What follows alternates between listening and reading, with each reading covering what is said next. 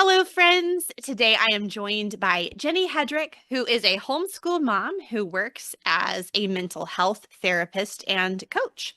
She is also the host of the Super Simple Homeschool podcast. So check that one out after you finish listening to today's episode. Jenny lives in Northern Colorado and is an aspiring beekeeper, which is fabulous. I actually have family in Colorado, and they Oh, sometimes nice. give us some of their honey. They actually do have bees. So. Wow, awesome. Well, Jenny, here at the beginning, just tell us a little bit about yourself, your family, and how you guys got started homeschooling. Sure. Well, let's see. It was about 9 years ago now, I guess. Eight. Uh, who can do math on a Monday morning? But it was my oldest was about to start school, and I had been working full time the whole time that my kids were little. And they went to daycare, and I kind of knew I didn't really want to do that anymore. But I had never considered homeschooling, and I had a 5-year-old and a 3-year-old, and I was pregnant. And I was a part of a community where there were some homeschoolers, and I had never considered it before, but I loved seeing how they did life as a family and all the things that they got to do because they chose to homeschool. And I said to my husband, I said, I want to homeschool our kids. And he said, okay, sounds good to me. And so I think we are in our eighth or ninth year. Like I said, I can't keep track half the time of homeschooling. And my children are now 12, 10, and 7, just 7. So that's how we got started. I was so glad that we started right from the beginning, and I've never looked back since. So we love it. Well, what are some of the things that have maybe surprised you the most about homeschooling, or things that you thought were going to go one way and now you've seen your approach, your philosophy of education kind of grow and change over those years? Oh man, big time. I could talk about this for a whole day, probably. But really, I think I grew up in a traditional school setting. I guess traditional is the wrong word, but in a classroom setting at a private Christian school. And I envisioned education to be like how I knew it and how everybody I knew did school. And so starting out, that's what I set out to replicate. It took me a long time to recognize that school at home is not the same as school in the classroom. And a lot of frustration, of course, in those early years with making that transition for myself. But every year I have to go through a process of deschooling my own mindset. It's like, okay, it's okay that we're not doing X, Y, and Z, or that my kids are not at the same level as other kids, their age, or whatever the case may be. I have to like really remind myself and really work on my mindset every year. And it is a constant process of growth. I think what surprised me the most was how hard it is and not in a way that I thought. Like I thought it'd be hard, like being home with my kids all day or just managing all the different tasks and whatnot. But what's actually hard is being the parent and the teacher and recognizing each kid's individual needs and trying to meet those needs. You think about the process of sanctification, and homeschooling is like a supercharge for that. It breaks everything down, um, you know, spiritually, emotionally, and you have to rely on Jesus in a way different than I ever had before. Yeah, which is such a gift on the one hand, because Yes. it would be so easy to think, oh, look what a good job I'm doing, right? And Hmm. God loves us too much to leave us there. So he gives us these challenges and Yes. opportunities to realize, oh my goodness, I cannot do this, or I thought I could do this, but now what I'm doing is not like giving me the results that I thought I was going to get. So, yeah, Yes. that's definitely, I have learned more through parenting, I think, and then homeschooling is just intense parenting like all the Yes. time. I think that has done the most for causing me to die more and more to myself and to live to Christ for sure. But I really also loved what you said about deschooling your own mindset because so much of what we do as homeschoolers and some of our problems or hangups can come from just expectations we don't always even realize we have Yeah. preconceived notions, right? Now, I'm a second generation homeschooler, so I don't come in with the same kinds of preconceived notions, but I have my own ideas about how things are going to go and how kids will respond to my brilliant plans, and Yes. I think, you have that idea I've said before to people like lower your expectations, increase your joy. So sometimes it's like just de-schooling or acknowledging the assumptions we have in our mind and then reevaluating those more realistically is really helpful. Yeah. Yeah, absolutely. I agree. And I think there are times when I think things are going to go a certain way, or I think I've figured out how to best homeschool my kids, and it just doesn't work at all, or the way I think it's going to. And early on, I would really push through. I was thinking like, we just need to work through the difficulty, and there's some times when that's necessary, but there are other times when the relationships are more important. And things shifted for me when I realized that more than a education that fits my idea of what an education should be, I want to have a solid, strong, lifelong relationship with my kids. Yeah, that's so valuable. Definitely seen that play out in my own family over the past year or so with the medical challenges we faced. Like that, Hmm. I'd always said that, but coming to a point where a lot of the things we used to do in our homeschool, we were no longer able to do for a time, and Yeah. to really focus in on those relationships. I was one, very thankful that that had been something that we had prioritized. And two, it kind of proved to me that it really did matter the most. Yeah. Like Yeah, at the end of the absolutely. day, like it does not matter, some of those details don't matter, but the relationships we have are really valuable. Well, have there been any other maybe challenges that you have faced as a homeschooler, and how have you sought to overcome those challenges? Well, yes, of course. My unique challenge came around year 4 when I realized that my oldest son was dyslexic. And my husband is dyslexic. And so for some reason, I was not on the lookout for that from my son because he's very much like me. And so I anticipated that he would learn like I did. And we just kept hitting these walls. And it was this moment of panic, really, just raw panic of like, I can I really do this? Um, and recognizing, wow, he needs a lot more help than I was emotionally and mentally preparing for school. And there was a whole process of like grieving my expectations for our school and for our future in school specifically. And then just having to completely rely on God and the wisdom of others who have gone before me, and really realizing that you know we can provide everything that our kids need, um, but sometimes we have to recognize that it's not just up to us, right? And so now I know that all three of my children are dyslexic to some extent, varying degrees. And it's not what I set out thinking I was going to be dealing with. And so it's been really awesome to learn and grow in that way, but a huge challenge. And I think the way that I kind of overcame it was just again with the mindset and just remembering that my calling to homeschool didn't change because of that new information.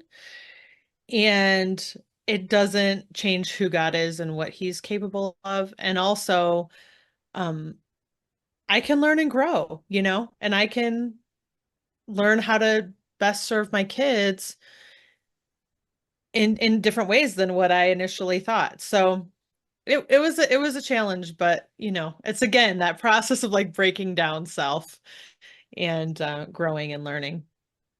Yeah, I have interviewed several families who have expressed similar stories to that kind of like it's a sudden thing, whether it's dyslexia or another learning challenge. That can be really challenging for a mom. You're like, wait, Mhm.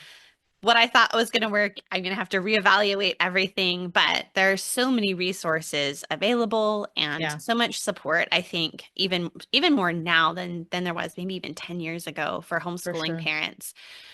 So I will put in the show notes some links to some of the resources, the other folks on the podcast who have talked about homeschooling with dyslexia, learning challenges, and some of those things, or even health challenges, which can also play into our homeschool plans as well. Big time. Yeah.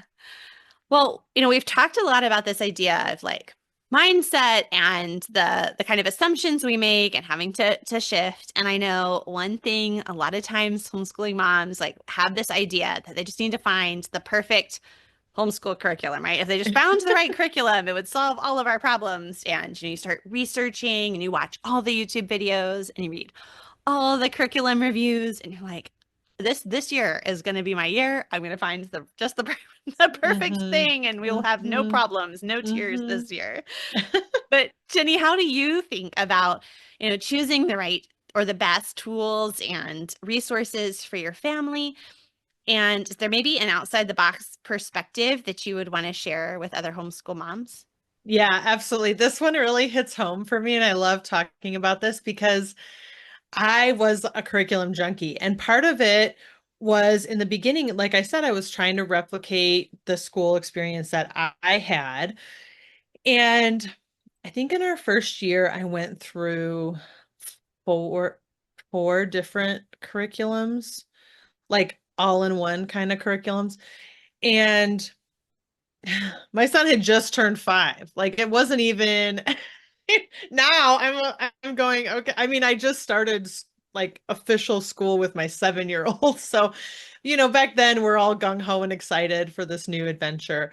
But I what I realized after this went on for multiple years, so I didn't figure it out after the first year. Um, it was every year I was trying new things. Mid-year I'd switch things. I'd get shiny curriculum syndrome, right? And I'd go after the next new shiny thing that looked cool. And I just kept thinking like, well, why this isn't working? This isn't working.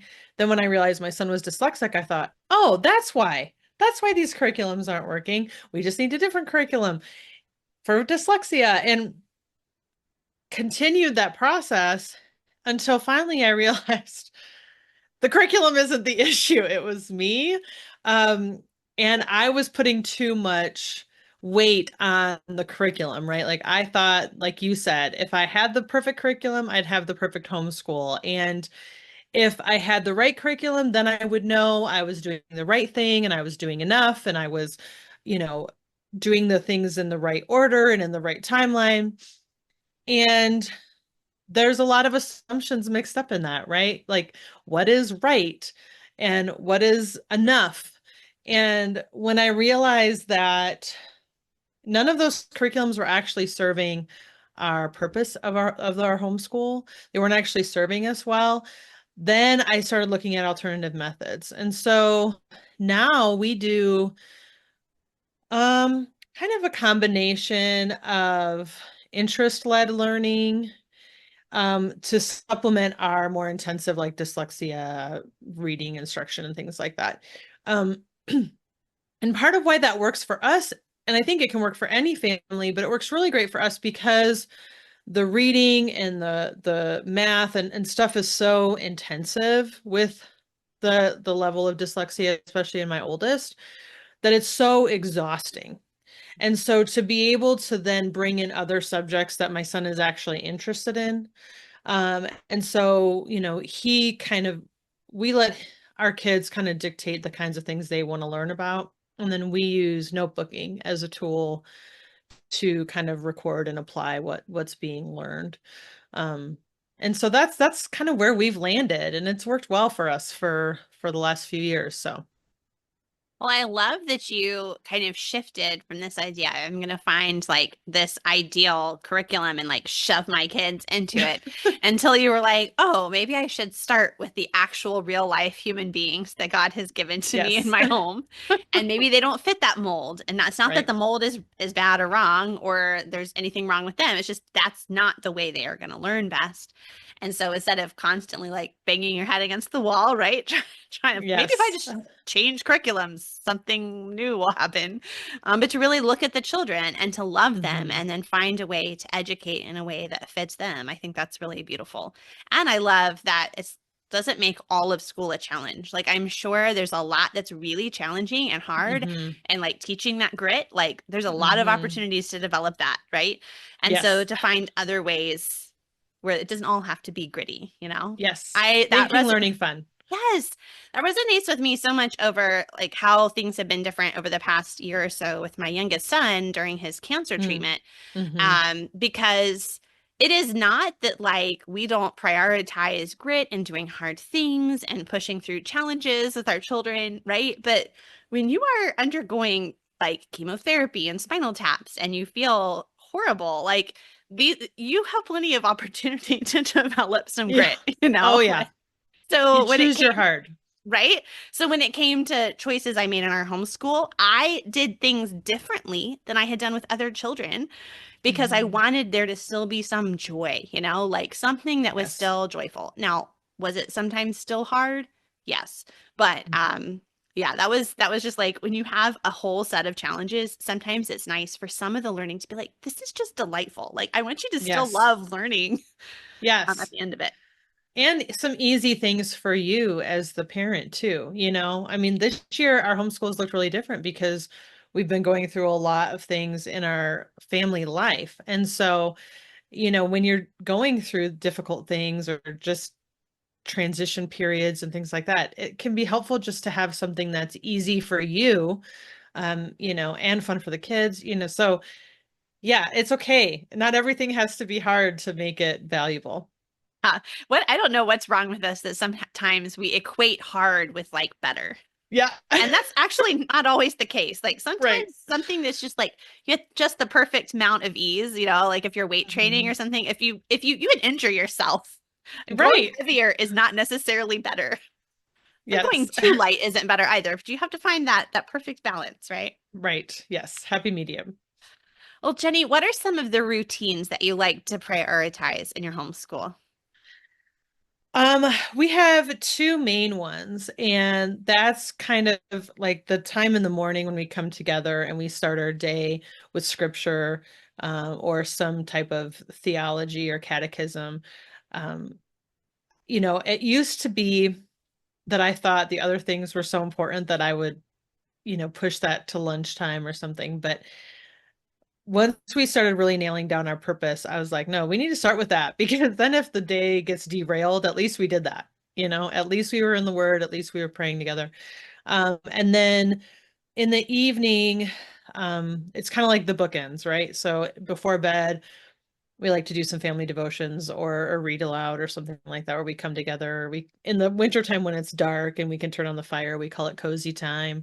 But yeah, so just kind of bookending our day with that togetherness is really good. And then same with like the week, we like to bookend our week with togetherness. So in the last year, we've tried out a Sabbath practice on the weekend, and that's kind of morphed and adapted. But we like to do candlelight dinners on the weekends and just have time for one-on-one connection and family connections. And so those I would say are like top priority routines. And then we have little ones like everybody does that we sprinkle throughout our week.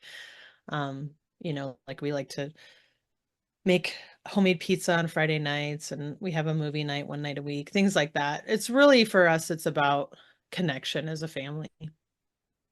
Well, Jenny, so what I'm hearing you saying is you and I just need to be friends. I need to move out to Colorado.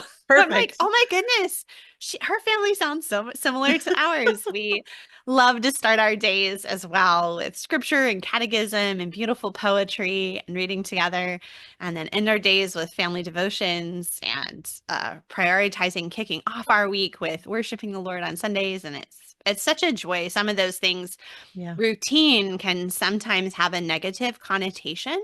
Like Hmm. people hear that and think if it's a routine, like if something's routine, it's not exciting. But Sure. sometimes it's actually that predictability that gives it so much joy and Yeah. also just a sense of like belonging and rootedness.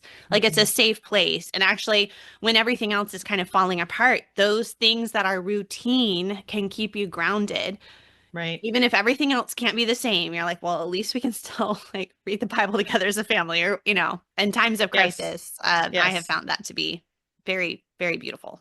Yeah, absolutely.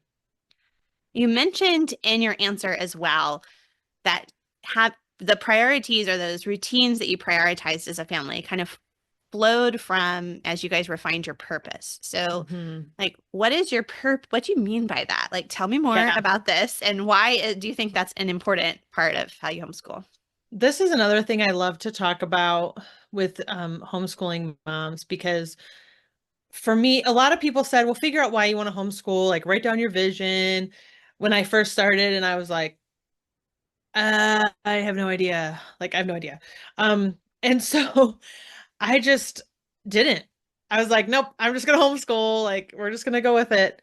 And that really contributed to my own feeling like I was spinning my wheels a lot. Like I like that shiny new curriculum thing, like that really contributed to that because I didn't really know what we were chasing after. Was it this ideal education? Was it, family togetherness? Was it, that my kids would know the Lord? Like, I knew yes and all of those things, but I didn't really define it until about a few years ago. And I realized it's so freeing. Once I sat down, I said, here's the purpose for our homeschool. These are our family values. This is why we're homeschooling. This is what we want to accomplish within our family, within our homeschool. And suddenly it became a lot easier to evaluate different resources, different ways to spend our time. My husband and I regularly, when we are like thinking about adding in this new activity for the kids, and we go, okay, does that serve our purpose? And sometimes it's difficult, but it's really freeing to be able to say, you know what, it's not serving our purpose, or things that we've done in our homeschool in the past that now, as our kids have grown and we've, grown up and we've learned more, are no longer serving our purpose. We are free to let those go.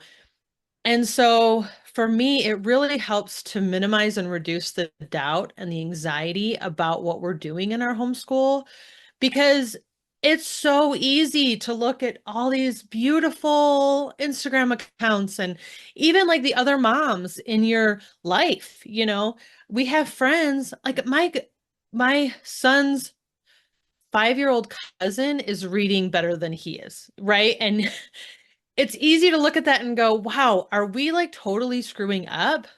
And it's so easy to get drawn away from your purpose and to get blown by the wind of comparison and all these different options and ideas that are out there. And so it's really grounded me personally. And in turn, I think my kids and our family to understand what it is that we're actually working toward and what we're hoping to accomplish, not just big picture, but day to day. If a mom is hearing this and is like, wow, that sounds amazing, that would really be helpful. I don't even know how to figure out my Yes. purpose. Because what I hear you saying is it's very personal. It's not like there's some one purpose we all need to Hmm. have, but finding out your own unique family's priorities, your own Yes. unique family's kind of purpose. Were there any questions you asked, or how would a mom and go about kind of thinking through that question? Yeah, I love that you're asking that. And actually, I created a like worksheet to help moms do this. If it's okay with you, you can share that with your audience. Yeah, totally. But it kind of like breaks down, here's um the right questions to ask, like what are we trying to achieve with the kinds of people we want our kids to be?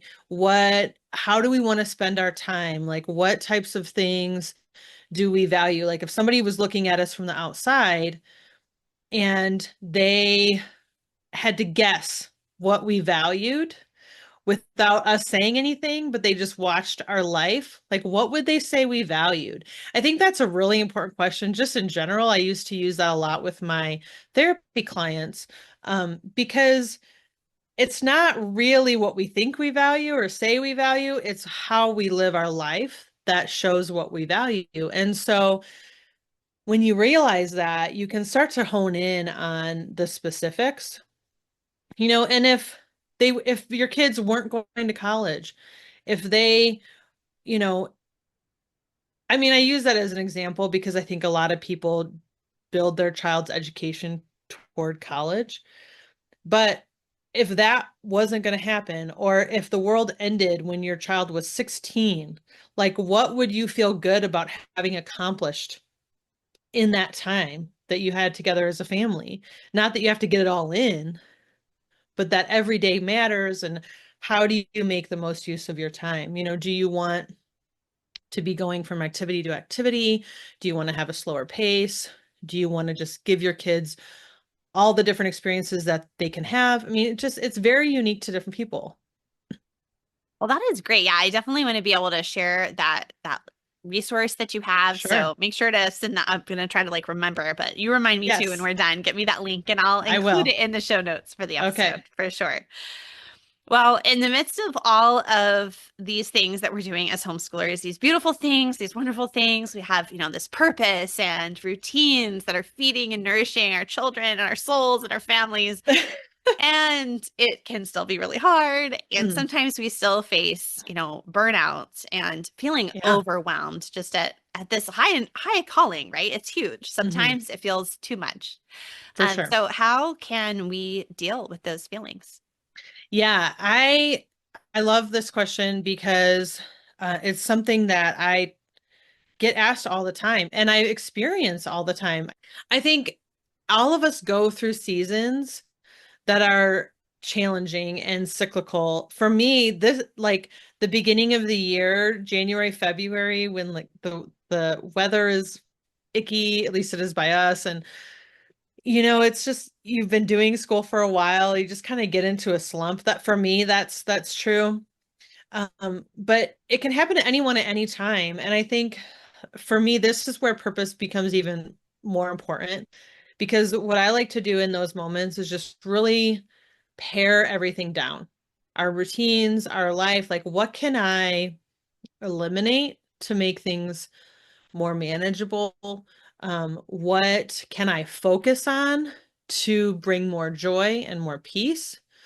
And just be okay with saying, we're going to take a break from math for a week. If math is the big struggle, it's okay to set it aside for a week or pull out some math games or focus on kitchen math or, learn how to, balance checkbook or something out of the box.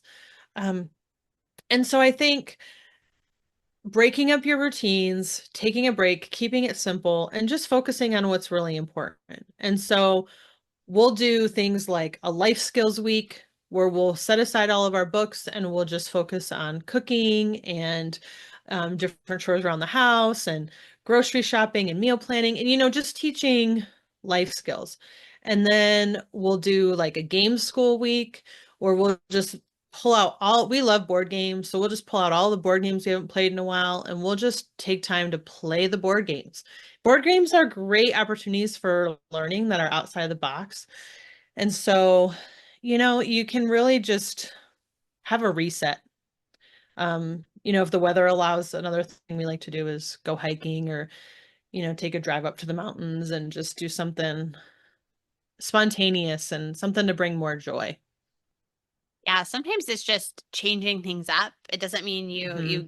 change everything, but taking a day of change or a week of change. Hmm. Or I think it's Sarah Mackenzie who says, like, a just because day, we homeschool, we have all this freedom. Like, Right. what if we just said, hey guys, today we're going to go and explore this local park, because we can in the middle of the school week or whatever. Right. And Exactly. sometimes it's just that little change that's enough to reset emotions Hmm. for the kids and for mom.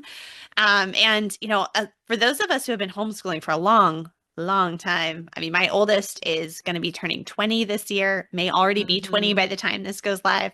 I've been doing this homeschool mom thing for a really long time. So Yeah. sometimes I can just honestly get bored. And it's not that there's anything wrong with what we're doing. I'm just bored. And so I have to like Sure. find ways to keep being consistent, but like find that way to kind of change things up and Yeah. reinvigorate my own interest. I've got to Definitely. do fractions again. Okay. I know. I was thinking about that with long division this week. I'm like, oh, I don't want to do it again. Yeah. That's when sometimes just like I don't recommend changing curriculums a lot, like just for the sake of change. Like if something's working, that's good. But I also think sometimes for mom, even if you really, really liked a curriculum, sometimes it's nice, like for the fifth kid. Like I'll be like, let's just do something different. I cannot do that same book again. I believe it. Well, Jenny, this has been absolutely delightful. Thank you so much for taking the time to chat with me today. Here at the end, I'm going to ask you the questions I ask all my guests. Sure. So the first is just, what are you personally reading lately? Well, I'm going to be really honest and say I have not been reading lately because I have been moving. The last month we have been moving, and you get to the end of the day and you're just wiped out. So I have an expansive to be read pile. And on the top of it, I would like to finish a book I started last year called The Joy Switch, which is about finding joy in relationships. And that's one. And then the other one that's sitting underneath that is by John Mark Comer. I think it's Practicing the Way. We'll I'm have to looking go at my. check your stack. It is Practicing the Way. Oh, those sound wonderful. Something to look forward to as you Yes, recover from yes, the move. But yeah, thank you. yes. Also, I think everyone can relate to those seasons where we're like, yeah, I just haven't been reading right lately. Like Yeah. you just get to the point where your brain cannot take in any more information. I just go to sleep. I'm like, I want to read tonight, but too tired.